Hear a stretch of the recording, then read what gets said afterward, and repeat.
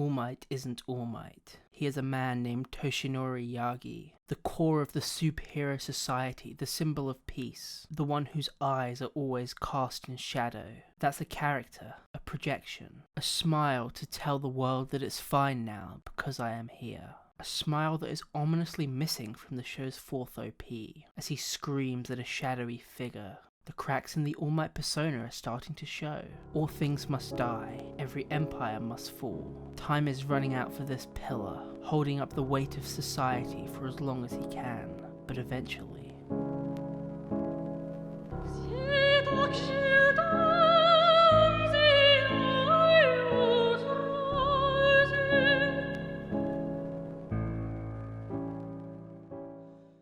All Might isn't just the number one hero. Endeavor, the number two, admits that the harder he works and the more success he has, the bigger the gap between them is revealed to be. He is just a great hero, someone who excels at his job. All Might is so much more. He is the heart of society. He is Atlas carrying the world on his back. Under his reign, crime has shrunk down, and organized crime, a famously powerful force in Japan, shriveled up to almost nothing. That is the power All Might has over society. He single-handedly twisted the zeitgeist for the better. But creating such a presence is no easy task. Midoriya, who was chosen to inherit All Might's powers to eventually become the next symbol of peace, is told by his tutor, Gran Torino, that he thinks this power, one for all, is more special than it really is. At the end of the day, it's just super strength, nothing more, nothing less.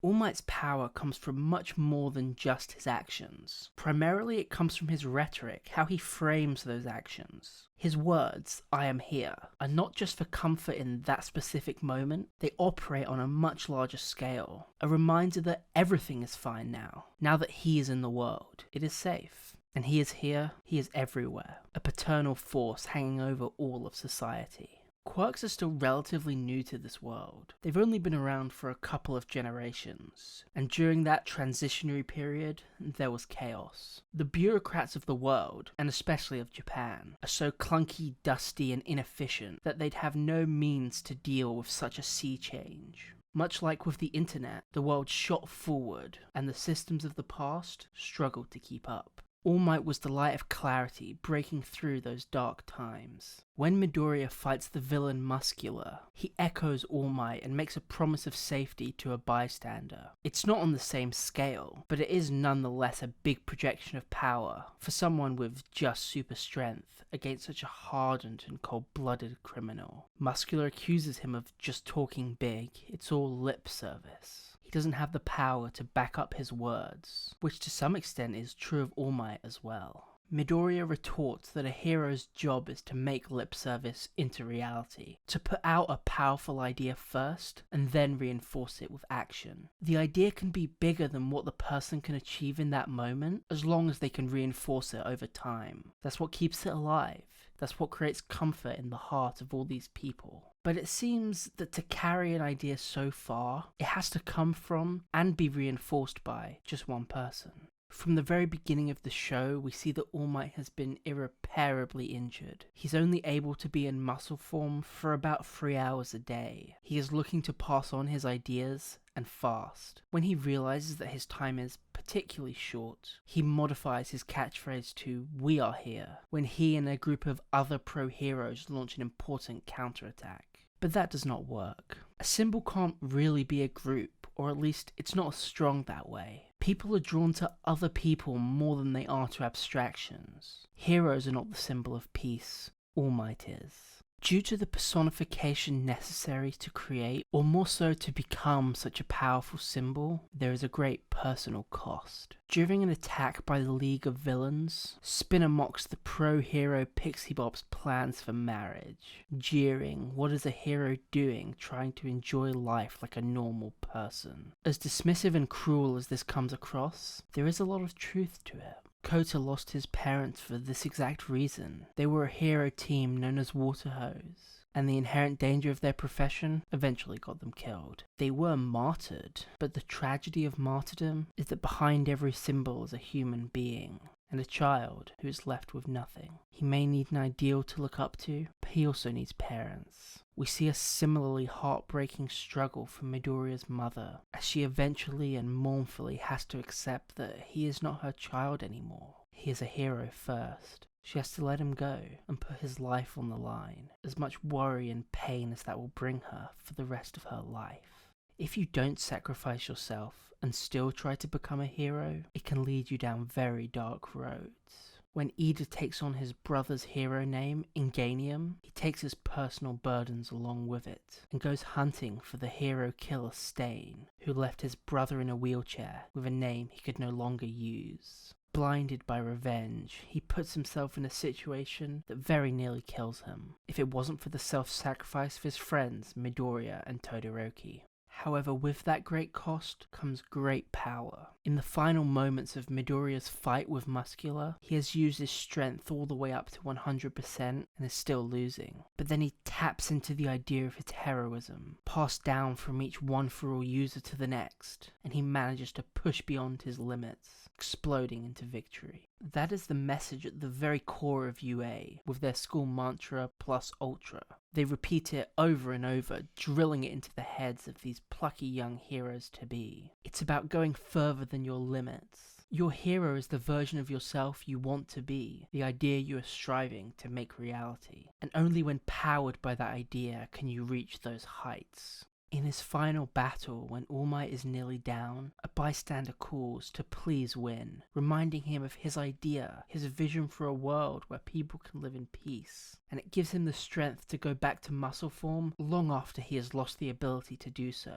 Ideas can reach outside the mortal limitations of a human, they can transcend. But not all ideas are created equal, and they can still be spread just as far, leaving as big of a mark on society as All Might has. Enter the hero killer, Stain. Despite having killed more people than any other person during All Might's reign, we see super popular Stain merch being sold in the mall. For a mass murderer, he has become uncomfortably palatable to society, all because of a coherent idea at his core, that heroes should be selfless, and anyone not living up to that standard All Might projects is a fake not worthy of that title, and should be killed.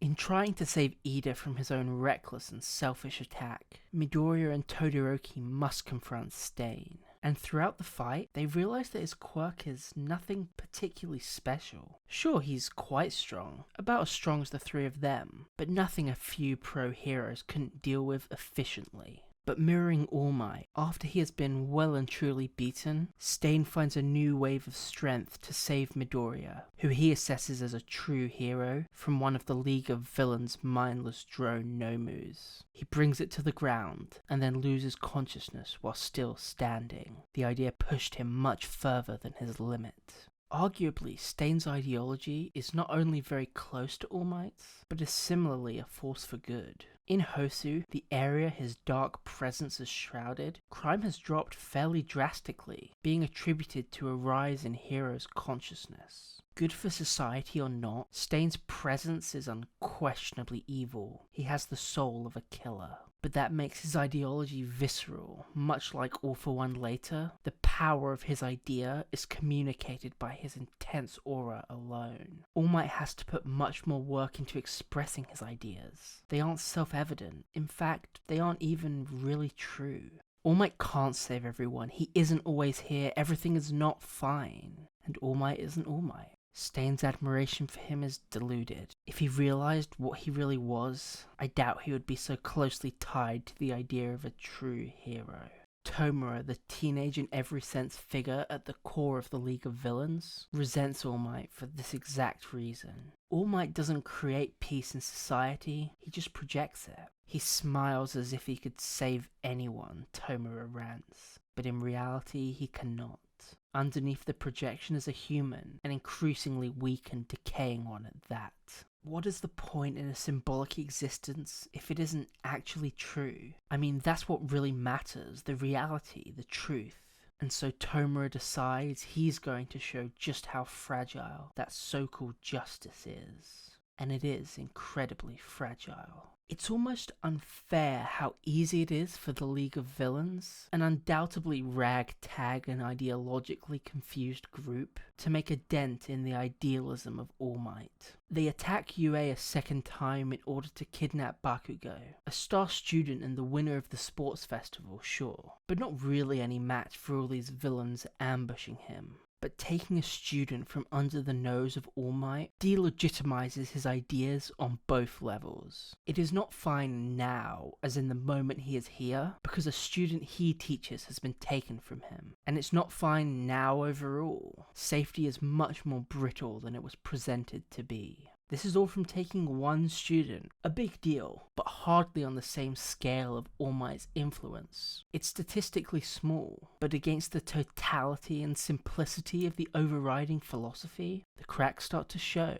the fire starts to fade. And at the end of the day, All Might, Toshinori, is still a person with baggage and flaws. You can never fully lose that, no matter how stoic and eternal your smile may appear. All for One, the man who thrust All Might into this weakened state in the first place, takes under his wing and grooms the child of the previous owner of One for All Might's beloved master.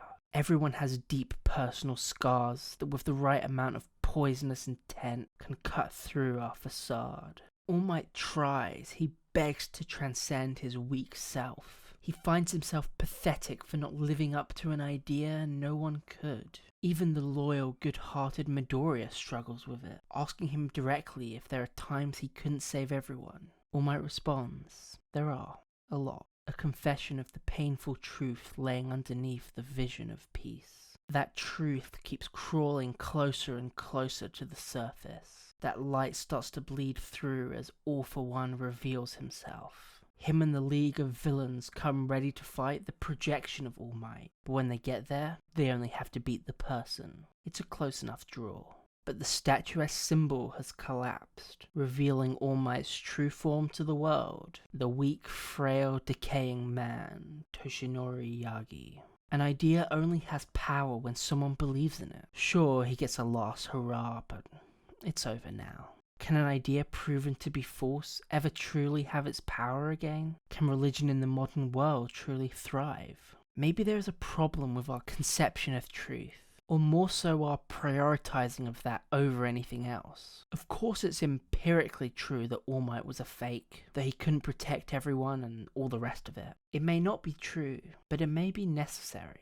When Tomura confronts Midoriya in a mall, he points out all the people, how easily, how quickly they could be slaughtered. Even if he was eventually stopped and killed, the cut would be irreversibly deep. Safety isn't just fragile, it's practically an illusion. Someone could just randomly run up to you and kill you. There is no reason why that wouldn't be possible. But if you live like that is true, which it is, then you'd be petrified, unable to go outside or even move. Danger is everywhere. So on a societal level, maybe we have to accept some things that aren't explicitly true to function. Free will is a great example. I'm not making a case that it does or does not exist here. I don't have the expertise to tell you that with any kind of precision. But enough serious and respected people believe that it does not, that I'm going to run with that here.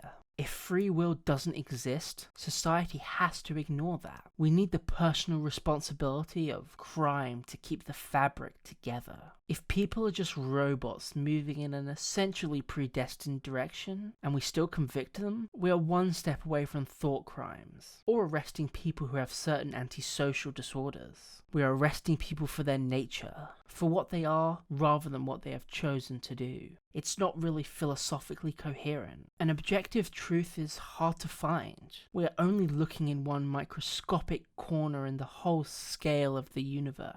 But even from our brief glimpses and continually improving models, it's hard to argue that we can draw from that how we should act. The argument of All Might is that it is better to function than to be true, that we have to take certain moral axioms that are not factual by any means. We have to reason to get to even the most base level, so let's try for what cleans up the world to the best of our ability, that lowers crime and that gives people hope. But This low resolution, functional but not accurate vision of the world lets people get careless. It becomes apparent to the UA staff that there is a traitor in their wing collaborating with the League of Villains. Even these people who knew the truth of All Might lean too heavily on his projection.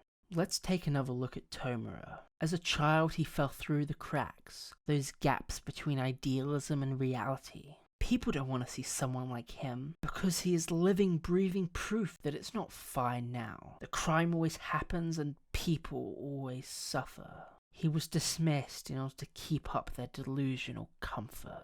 Maybe the world doesn't need All Might anymore. He pulled them out of a time of chaos and fear into an era of happiness and prosperity. But maybe it went too far. His smile spoiled them. They are too used to this projection, as illusory as it might be. Maybe he needed to fall, so we could once again look into the dark and messy chaos of a much more stable world. But once we see it, without his guiding light, without a moral leader holding us together, what do we do?